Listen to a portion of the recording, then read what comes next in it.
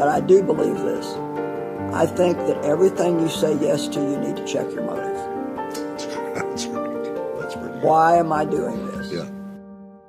Hey, everyone. Well, I am so honored because I asked Joyce if she would sit down with me for just a little while.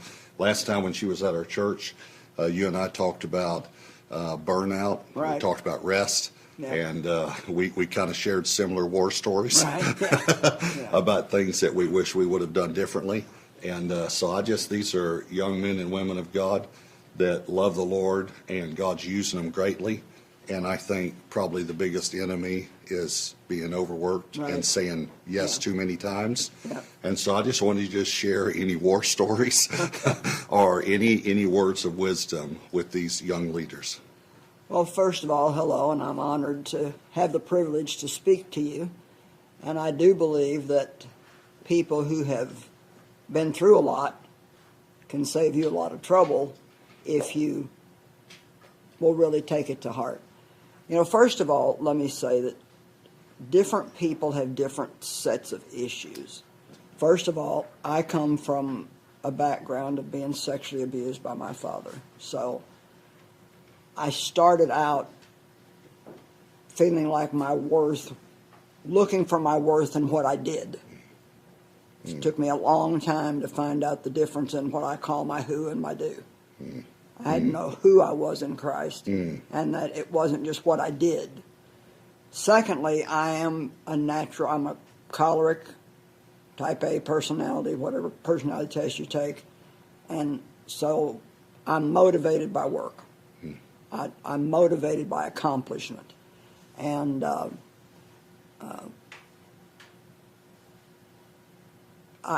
lot of people didn't think that I would be able to do what I felt like God was calling me to do, and so maybe there was a part of me that just wanted to prove to them that they were wrong. But I've been teaching now for 45 years, and the first 5 years were not hard. I just taught a couple of home Bible studies a week. Then I went to work at a church for 5 years, and it got a little bit harder because it was back in the 80s when the Word and Faith movement was going on, and we were having week-long camp meetings and, you know, just busy, and just never doing anything but going all the time. And then when we started Joyce Meyer Ministries, then you have a whole nother set of responsibilities. You've got the financial responsibility. You've got the being afraid half the time nobody will come, and trying to hear from God and know what you should do, and know when to step out, what the right timing is. And so I can literally say that until 4 years ago, pretty much all I did was work. Wow. And you do work hard when you're in ministry, and there's nothing wrong with that. Anybody that's going to be a success is going to work hard. But you have to learn what to say yes to and what to say no to. And I got sick 4 different times from overwork. But I don't even think that I knew that I was working. I don't think that I knew that I was doing something wrong, to be honest. I really don't. I think, it was just what you did. Yeah. I mean, Yeah. you're working for Jesus, but it's kind of interesting. You can't, even when you're working for God, you can't break His laws of rest. Yeah. Just because you're doing it Yeah. in His name. And it would frighten me a little bit when I would get sick, but I'd get over it in 2, 3, 4 days, and then I'd go right back to doing what I did. I mean, I was teaching and writing books and traveling overseas, and, it was ridiculous. I look back now, and I don't know how I even stayed alive. But 4 years ago, I started getting really bad taste in my mouth, and my mouth would burn. And it would be that way for just 2 or 3 days, and it would go away. And sometimes I'd put a little peppermint in my water and drink that, and that would make it better. And then it wouldn't bother me for a while, and then I'd have another little episode, and then it wouldn't bother me for a while. Well, in December of 2017, I woke up one morning And it was so bad. I mean, my mouth was dry. I could hardly speak. I felt like my roof of my mouth and my tongue was on fire. My blood pressure shot up. I was shaking. I was a mess. And long story short, doctors and went in the hospital in Houston, and a doctor friend there had them run every kind of test imaginable, and they came back and said, "You have got the best blood work of anybody we've ever seen your age." Well, you hate it when you feel like you're coming unglued and they tell you there's nothing wrong with you. And so, long story short, they finally said, "You have just got extreme adrenal fatigue from working too hard for too long." I also spent 4 years walking 5 miles every day, and I'm kind of bullheaded, so when I say every day, Robert, I mean every day. I walked in the rain, I walked if it was cold, I walked if it was hot. I mean every day. I'd go out and do a conference and come home, get up the next morning and go walk. Well, people tried to tell me, but I don't listen real well. I don't know if you listen better than I do, but, I listen now. But my husband would say, "You don't need to go out and walk today. You just did a conference. You need to rest." No, I'm walking. And I think there was even a certain amount of pride in that, in saying, "I walk 5 miles every day." I read a cute little thing. This lady said I named my dog 5 Miles so I could tell everybody I walk 5 miles every day. And first time I had to cancel a speaking engagement because I mean, God had me pinned down. You can't do what I do if you don't have a voice. And I couldn't talk good enough to preach. Well, it turned out I had something called burning mouth syndrome, but almost nobody had even heard of it. Now you can find more information about it on the internet. It's getting to be more widely known. And it can be caused by stress. It can be caused by hormones. I think mine was just caused by stress. I think I just pretty much just fell apart. And so when I read your book, Take the Day Off, and you said you found yourself on the closet floor crying because you didn't have any clean underwear. I didn't want you to bring that up, but that's okay. I thought, been there, done that. And I just got, so the diagnosis was extreme adrenal fatigue, and my prescription was rest for 18 months. Rest for 18 months. My first comment was, "Well, what do you do when you rest for 18 months?" And so the doctor, that was a friend of mine, happened to be Paul Osteen, and he said, "That's your problem." It's like doing. And when I look back, I'm not sorry that I worked hard, but I wish that I would have said no to things that I could have and should have said no to. Part of it was trying to prove my worth and value. Part of it was just that I'm a hard worker. Part of it was people pleasing. And when you reach a certain place, everybody wants you to do them a favor. And that gets hard because when you have people that you love and they're friends and they ask you for a favor, you feel like you should do it, but there's not just one of them. There's hundreds of them. And, can you forward my book? Can you, all these different things. Can you come to my conference? And then I went through the stage, well, God told me that you're supposed to be. And I finally thought, well, God didn't told me, and so I'm not going to do it unless he tells me. So I had to learn that I had to do what I needed to do to keep our ministry good and strong, and not go do all this stuff for other people and then still have to do what I needed to do for ministry. Now, don't misunderstand me. I love to do things for people, and I do things for people, and I do favors for people, but I do about that much of it now compared to this much of it. Yeah. And I just had to make my mind up that if somebody was my real friend, if I said no to them, good. And they didn't want to be friends with me because of that, then they weren't a friend. Yeah, that's good. To begin with. You have to get to the point where you're going to follow God and not people. And so when I started trying to make decisions about what to say yes to and what to say no to, because I have cut out a lot of stuff in the last 4 years. The things that I came to is do what only you can do and start letting other people do some of the stuff that you can do, but you don't have to do. And some of it was even other people, the people around me, because they would say, well, this will be better if you do it, and that'll be better if you do it, and this will be better if you do it. So it wasn't just me. Yeah. It was like even expectations from other people. Yeah. So my falling apart scared them too, and we started letting other people do different things. And so now I basically do my writing, I do my television, I do my conferences, I preach at a handful of churches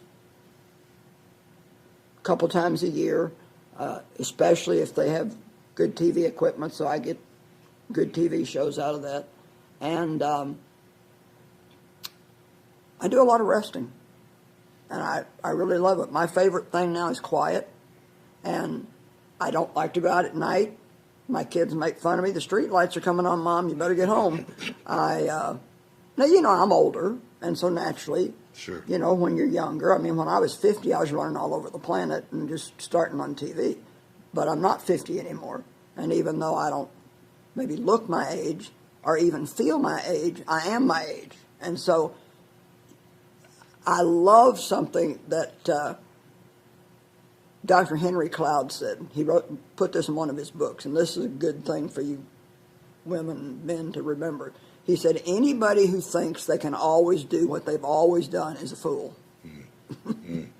And so you have to constantly be making changes. Even where you're at now, you've made some quality decisions, but by the time you're another 10 years older, you'll have to make even some more quality decisions. Yeah. And I'll say one more thing, and you can ask me another question. All right. Well, you hit something right at the first that went off at me like a rocket, and all of it was phenomenal. But we're talking to younger leaders. Right.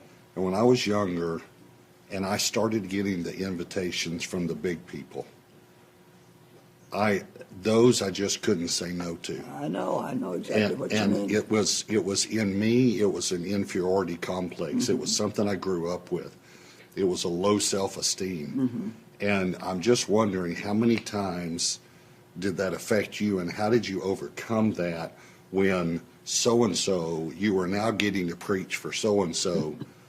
How do we tell younger leaders, you got to somehow deal with that, your identity in Christ, and not that? Well, to be honest with you, it's kind of hard. Sometimes people just won't listen until they have some experiences themselves. I know I've talked to younger people that are just on fire for God, that are doing phenomenal things, and I watch them just go and go and go and go and go. And I've tried to talk to them, and sometimes they just won't listen. And they say that a lot of people that have been abused or who have inferiority complexes make great leaders because they will work until they almost die trying to prove that they're worth something. Yeah.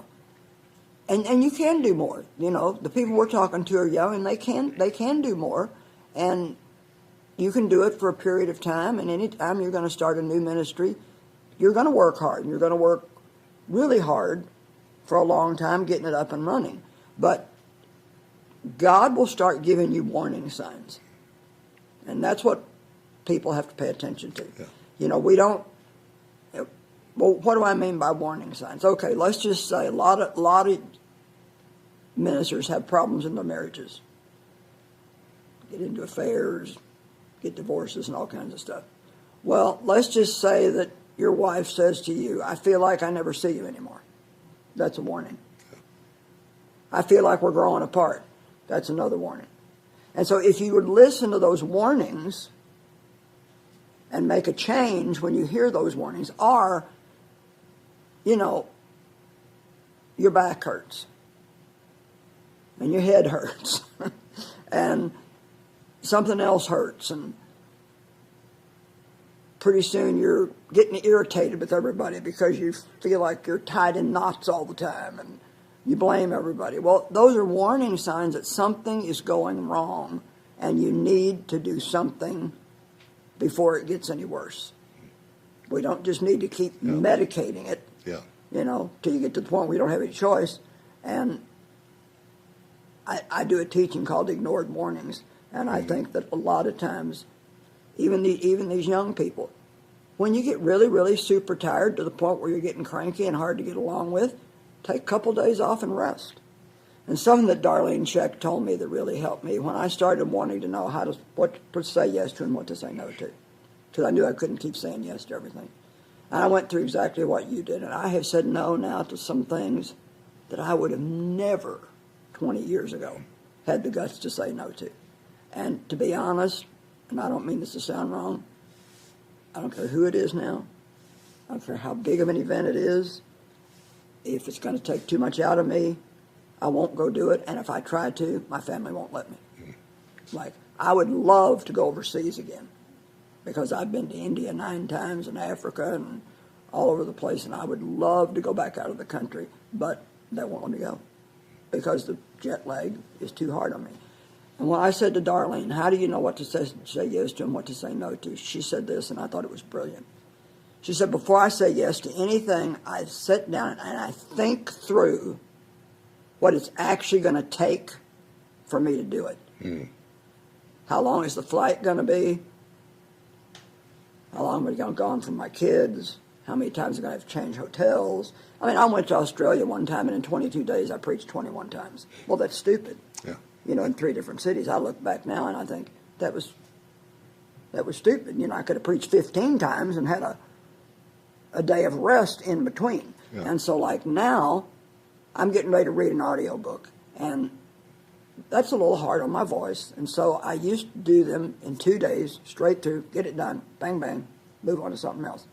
Now I take a week, and I take a day in between to rest my voice. And so you can do so many things if you'll just add in that Sabbath.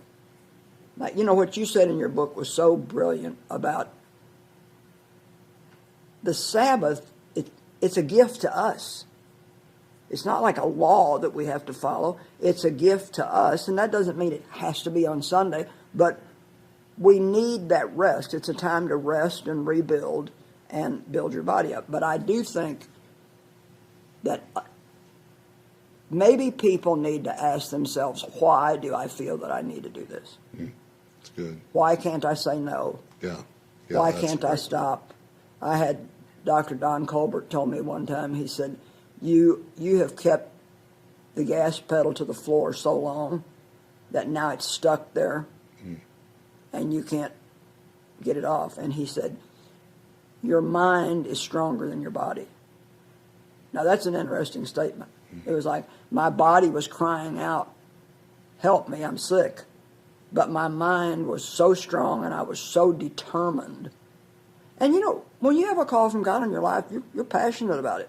I mean, you want to do everything you can to serve God. Yeah. But we do have to be careful in the kingdom that we don't just have the same problems the world does, where we're just trying to outdo somebody else and be the biggest and the best and the most and all that. So one more question, and then I'll let you close with whatever you want to close with.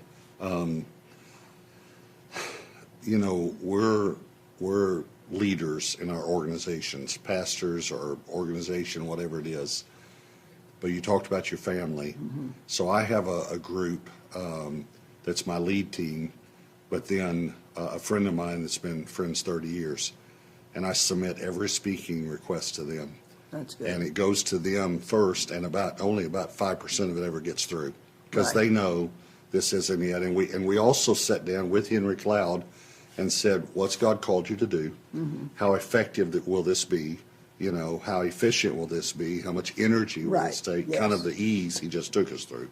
So when you're the leader, would you recommend that you actually submit your schedule or somehow get input on your schedule from your family and your people around you who know you well and, Whatever way you do it, you have to be humble enough to listen to what some of the people around you are saying, especially if you respect them and you know that they love you. Yeah. And if I would have listened,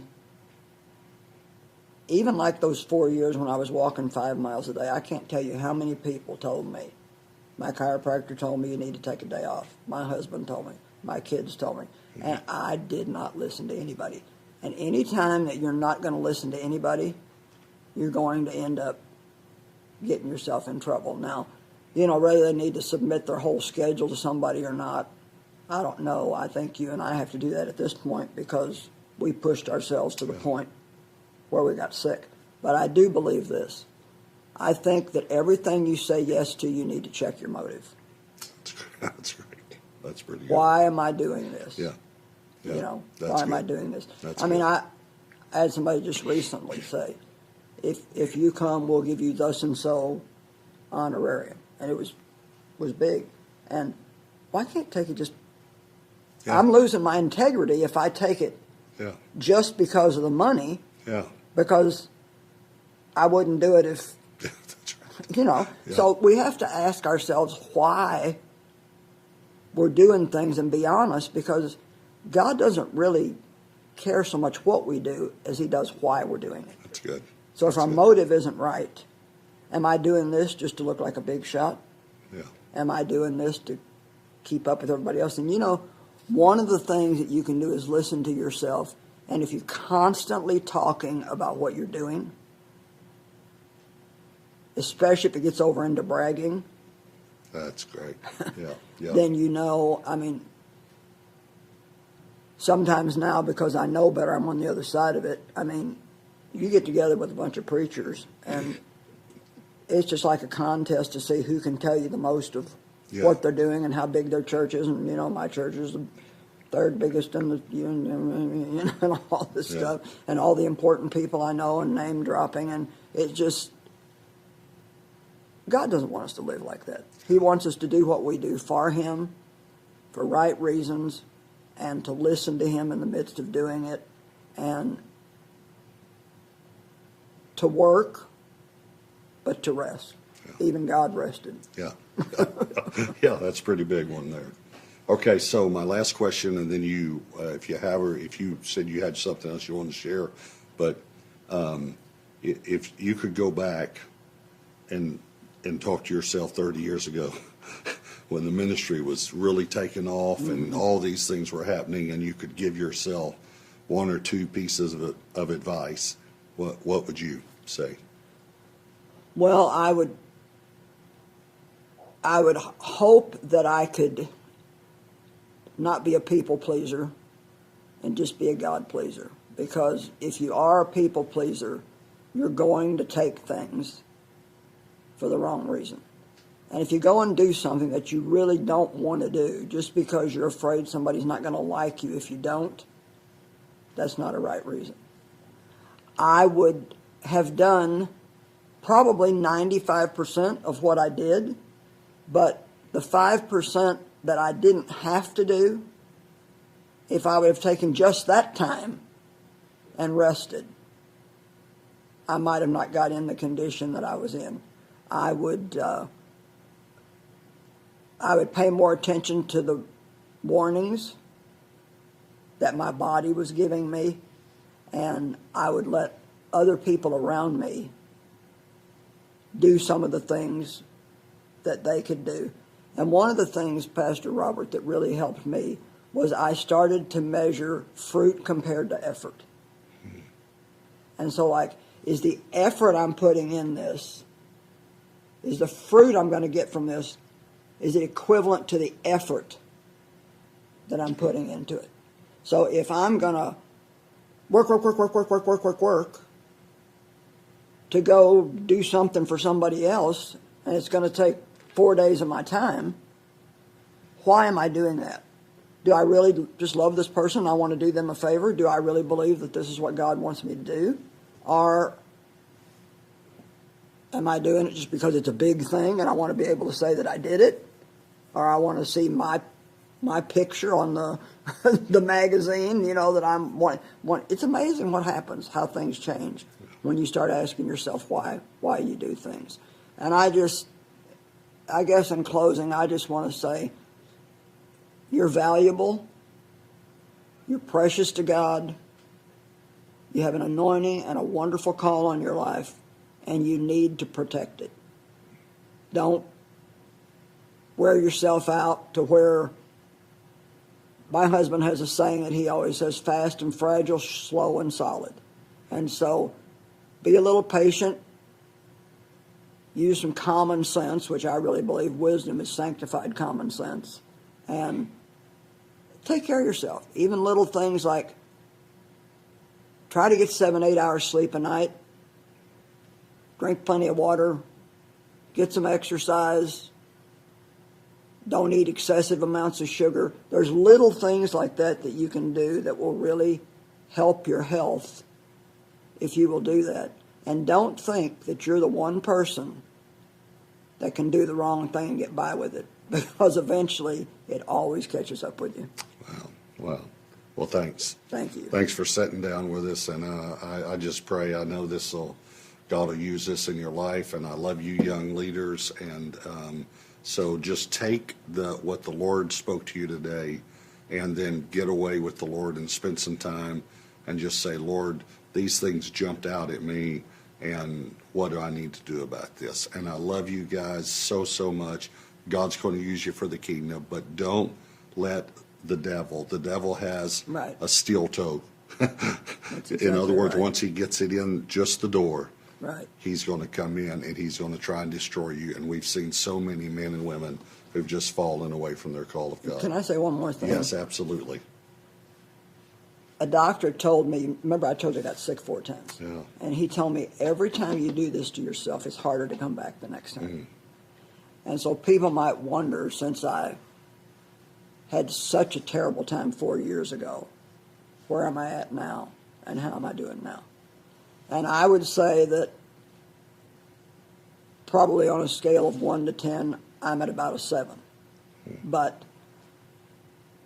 I still don't have the stamina and the energy that I used to have. But in a way, it's probably God's blessing to me, because to be honest, if I did, I'm afraid I would go right back.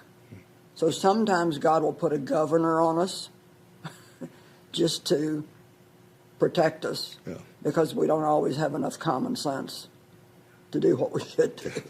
And I'm at the point now where I have to rest. If I don't, I'm going to get myself in trouble. Well, unfortunately, I'm there too after my incident 4 years ago too. Yeah. So, all right. Well, I hope this helped you, and we love you very much. God bless you. God bless you. Hey everyone, I'm Pastor Robert, and thank you so much for watching my YouTube channel. Be sure to share what God is teaching you in the comments below so that it might encourage others. And click the subscribe button and then tap the bell icon so that you'll be notified every time a new video is posted. And don't forget, you can watch full episodes anytime right here on my YouTube channel. Thanks again for watching. Watching.